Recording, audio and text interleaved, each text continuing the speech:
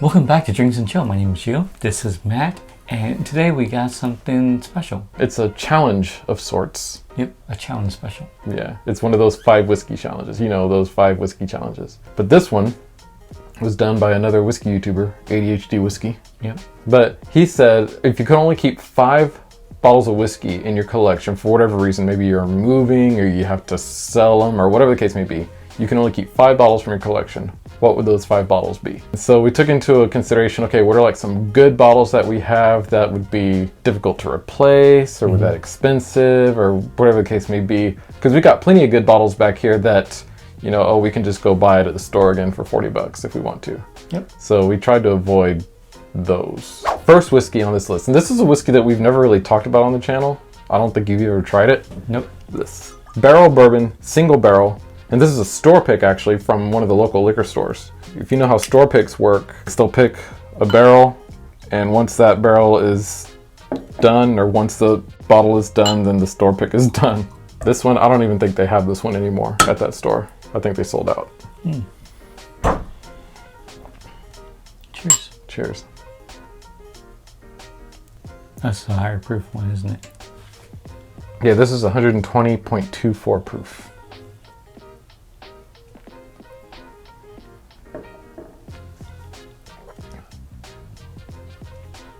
It'll kick you around a little bit.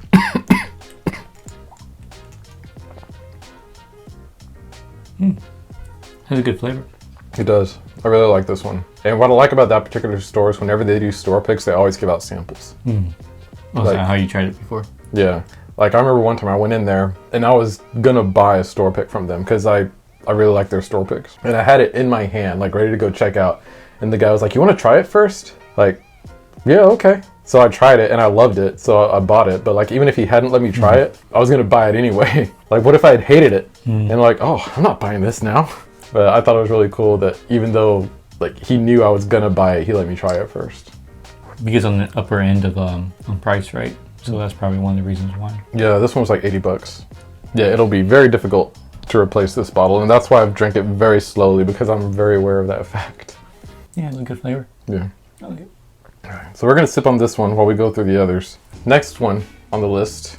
This is the Crowded Barrel Eleanor Wheated Bourbon. Really, it could have been any Eleanor. I have like 5 or 6, but this one because, one, it's very good, and 2, this is very difficult to replace because they're all sold out of this one. And whenever they release batches of Eleanor, it's always legit small batch, and it's like, Did you say that was like 400 or something? if that much, yeah. Closer to like maybe 300. It's difficult to get your hands on their stuff unless you're like in the Patreon and like buy it basically as soon as they release it. But I tried this one and it's really good. And another criteria that we're using for these bottles is that they're still like almost full. Because there's a couple of honorable mentions that we'll have at the end Yeah. that are not as full.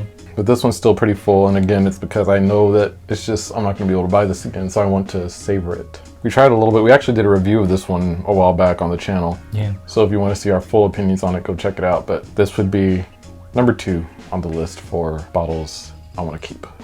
Third bottle on our list is Iron Root Saints Alley, the Herald, batch 1. Batch 1 indicates that they're going to release more batches of this in the future, but this one's really good. And I have no idea of knowing how the future batches are going to taste. Usually when they have like different batches, they're not all the same. And that's usually why they differentiate it like that, because the batches are going to be different, and it's like a deliberate thing that the batches are different. So this one was really good.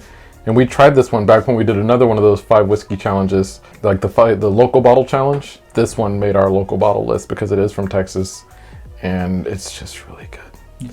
This is a blend of straight bourbon whiskeys finished in Armagnac casks, and this is one of 2,400 bottles. So it is fairly limited. It says, name for the infamous alley in which the barrel warehouse sits. Saints Alley is the dream collaboration project of Chris the Liquor Hound Trevino and the Licorice family from Iron Root Republic. Saints Alley delves into the time-honored traditions of French blending and élevage, I don't know if I pronounced that right, and combines Iron Root's maturation prowess with Liquor Hound's expert palate. Number 4 on the list, Maker's Mark FA01. When we first tried this one, I remember we were both like, wow, this is really good. This is one of their limited release bottles, so it's usually around available for a few months in the stores, but then, you know, once their next limited release comes out, which it did, the FAO2, the previous one gets a little bit harder to find. I would definitely want to keep this one because it's, like most of them, almost still full. It's not going to be that easy to replace, and it just tastes really good. And even when it is released, it takes a while to get to different states. Yeah. So, I mean, it can be released like 2-3 months ago, but it won't reach you till 3 months later. Yeah, the rollout to the different states is weird. This was a favorite of both of us, and this is one of the, I think this is one of the first ones we tried on the channel where we were both like, wow, this is really good. So it almost has that little sentimental feeling for me, as like, I very fondly remember the review we did of this bottle. Yeah, and this also kicked off the anticipation for FAO2, and we did a review on that one, so I'll put a link down below. Yeah, I remember we were waiting for that one, and we talked about it a few times. So, and FAOT was good, but I feel like this one was just a tad better. Just like a little, like a see that, like that little like a smidge. Like a smidge. Before we get to our number one pick, we're going to put in a couple of honorable mentions in here. That's right. So our number one on our honorable mention list is going to be Longhorn 16. And this one, it is pricey. It's like $120 something a bottle. At least where we are, you can find it fairly easily. The reason it makes the honorable mention is because this was actually my wife's wedding gift to me. So it holds a lot of sentimental value. But the reason it didn't make the top 5 is because, as you can see, it's getting to the bottom of the bottle. Yeah. If I knew that I was only going to be able to keep 5 bottles, I wouldn't want to keep that much whiskey. I'd probably just like shotgun this one night and just like let it be done. So yeah, this is the first honorable mention, Longhorn 16, which was wedding gift. And our second one on the honorable mentions list is going to be Highland Park 14 year. This is one that I haven't actually tried yet. Really? Yeah. That being said, the bottle is still full, obviously. But the reason it makes this list is because this is, as far as I know, it's a traveler exclusive bottle. So you can only buy it in like duty-free airport shops if you're traveling outside the country. So like there's so many like different things that have to like come together in order for you to be able to buy this bottle. So that's why it has that sentimental. Yeah, just because like I don't know when's the next time I'm gonna have a chance to buy this bottle. And even though I haven't tried it yet, and I'm waiting to try it to do a review, and we just need to go ahead and do a review on this like soon. Loyalty of the Wolf. Yeah. So if you'd like to see us do a review on it, subscribe, comment down below. Yeah, let us know, and we'll do a review. And the reason it's only an honorable mention is because I don't know if it's any good. It could suck for all I know. But and then final bottle, number 5 of the 5 whiskeys you can keep from our current collection of whiskeys. Stag Junior, and this is batch 15. And the reason I would keep this one is because it's freaking amazing. This was like my 10 out of 10 that we had last year. And it's hard to find, especially at a good price. And I found this at a good price. And it's still almost full. So just because of its rarity, how difficult it would be to replace, and how amazing it is, that's why it makes the list. And there's been at least 2 batches that have come out since this one, and I saw those 2 nowhere. Really? Mm-hmm. I know of a store that had it, but I didn't actually like get to see it. I just like saw it on Facebook, like, oh, this store had it. Oh, so. You didn't run over there? No, I was at work. Gotta pay the bills. Couldn't say like, hey, I just gotta go take a poo? I guess I could have. No, but it was like a whole event because they were getting like a bunch of allocated bottles in. Oh. So people were lining up, and you were having to wait in line a good 45 minutes to an hour just to get in the store to buy it. So that would have been a long poop. Yeah, just like you were constipated. I guess so. Well, next time I'll know. Mm-hmm.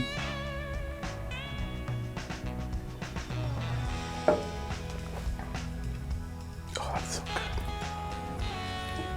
good. Yep, good. Just a yep, good. Yep, good. Well, when I'm down to my last 5 bottles, I know which one I'm not sharing with you. Oh. I'll share the FAO one with you. That hurts my feelings. You've got hurt feelings? Mm-hmm. which is a song we should do. We should do that on our other channel because we don't do reactions on this channel anymore. No, we are on DNC Reacts. Yeah. So you like to follow us there? Just we'll put it down in the description below. Yeah, I'm holding on to this bottle no matter what. Stag Junior, specifically batch 15. It's not even called Stag Junior anymore. It's called Stag. It's just Stag. Really? Junior Junior